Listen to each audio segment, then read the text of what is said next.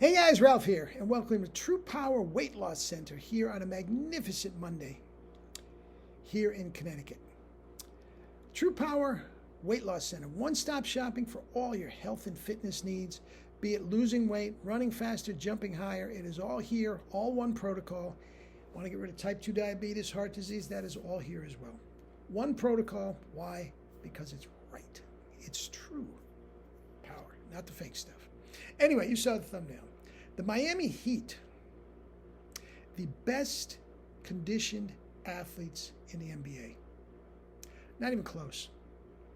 Not even close. Now, generally speaking now, I think the best conditioned athletes of any sport overall are soccer players. I think they've got maxed out cardio. Plus, they're lifting weights because they need explosive strength. It's a very odd combination, unique combination of explosive strength and cardio endurance. Your distance runners just need the long-term endurance. The sprinters, they just need a blast for 9 seconds. Golfers, they're in hideous shape for the most part. Football players, there are different needs depending on what position you're playing. Baseball players basically need no cardio whatsoever. When do they ever, how many times a year do they actually have to run hard from first to third? They don't need it. Soccer players, for sure. Now, NBA players, absolutely 100%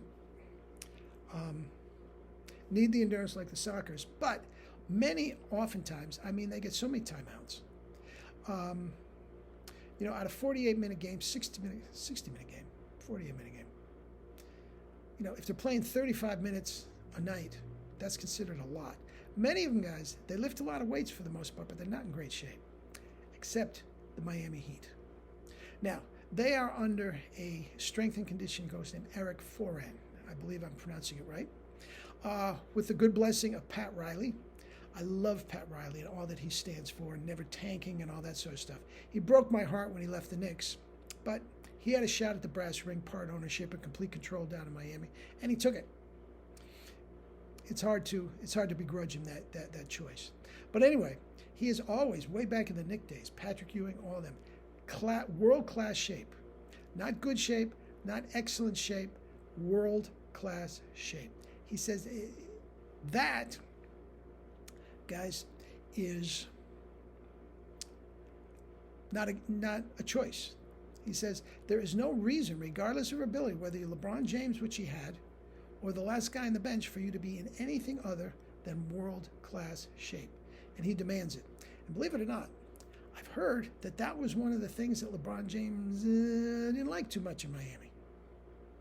Okay?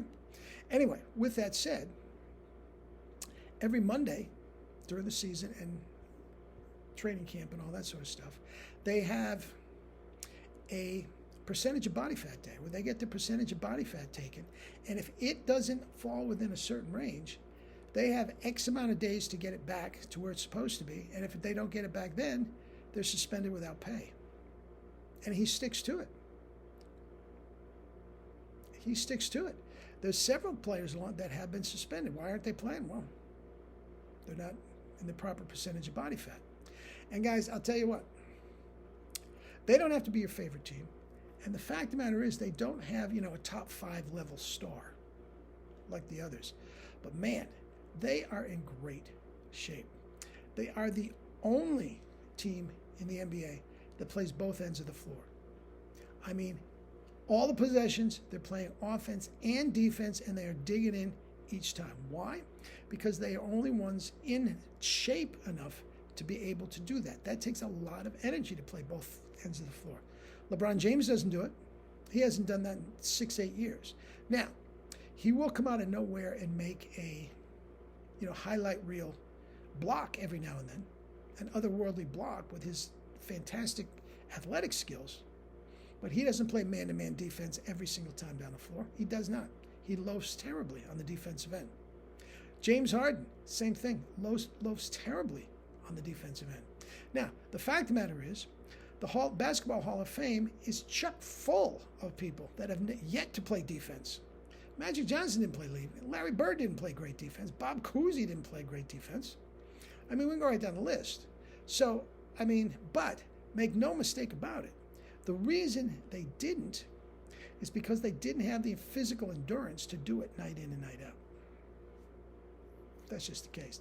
Michael Jordan, along with being the GOAT and all that sort of stuff everybody think he is, and I think it's between him and Kareem.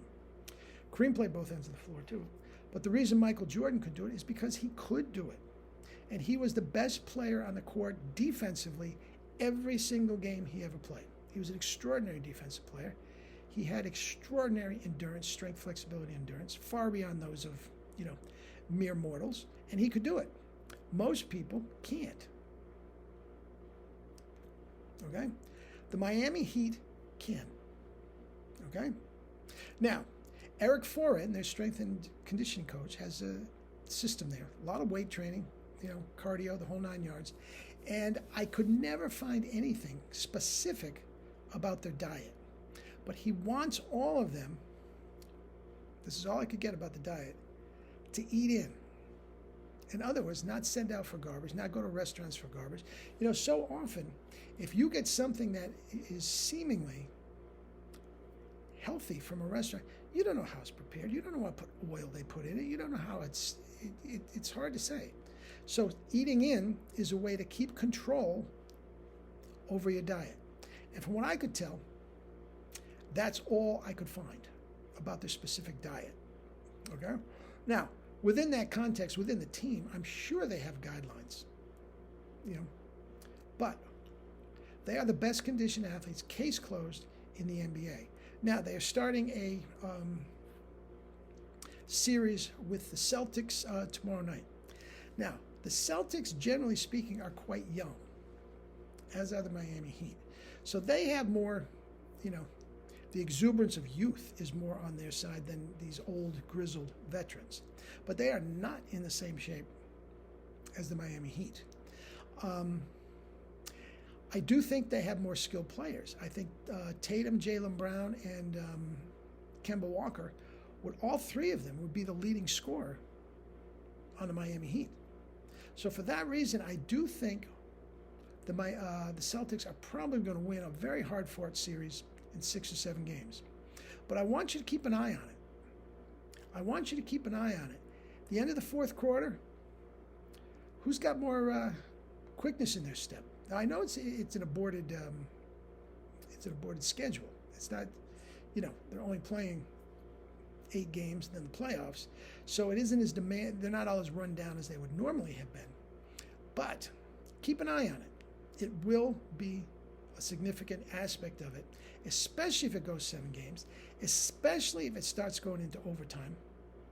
You'll see who's still playing D. You see who's still getting down on defense. You see who's the first one down the court on fast breaks and stuff like that. The Miami Heat will win that battle. Now, if the Miami Heat are able to get past the Celtics, because I don't think they're going to. I think the Celtics are going to take care of business. But if the Heat happen, they are so much better physically in shape than the Clippers or the Lakers. I mean, it's not even close. That's if the Clippers get by Denver. As of right now, they haven't. Oh, they are significantly in better physical shape than the Lakers for sure. Now, they don't have anybody resembling the talent of LeBron James and Anthony Davis. So it's going to be that. But it's very, very interesting the way that Riles keeps to that format of conditioning and clings to it dearly. It's almost a badge of honor with all the guys. And it's paying dividends. They're 7-1 down in the playoffs, and they are not the best, most talented team. They're not. They can play both ends of the court hard for 60 minutes. That wins. Anyway, that's that. You can do it too. World-class shape. Eat and drink your fruits and vegetables and live your life with true power. Love you all.